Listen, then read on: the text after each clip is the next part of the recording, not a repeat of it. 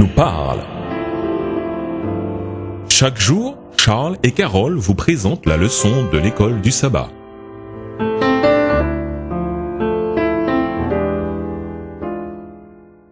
Bonjour chers auditeurs, Bonjour à tous. nous voilà à la 3e leçon allant du 12 au 18 avril.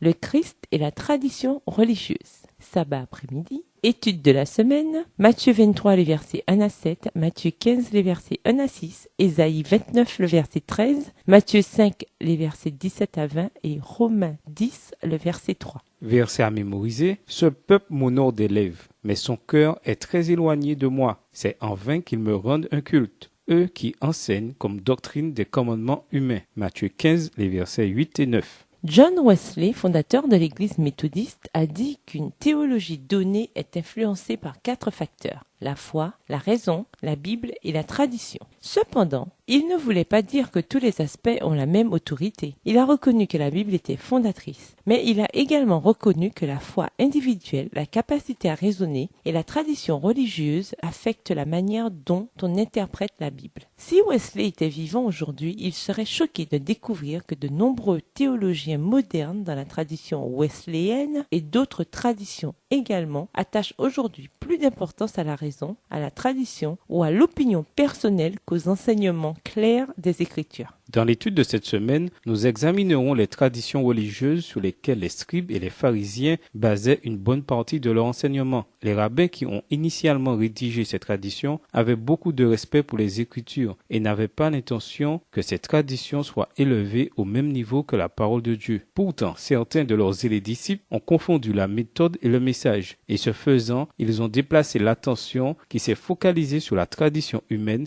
et non plus sur la révélation écrite de Dieu. Et nous vous laissons avec la pensée du jour. Se pourrait-il que parfois nous nous focalisions tellement sur nos méthodes qu'elles en viennent à obscurcir le message? Évitons de tomber dans ce piège dès cette semaine. Avec Dieu pour guide, cherchons la vraie justification plutôt que de nous fier à nos propres idées du bien et du mal. Au revoir chers auditeurs et à demain si Dieu veut. Au revoir.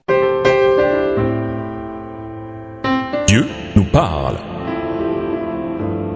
C'était Dieu nous parle, présenté par Charles et Carole.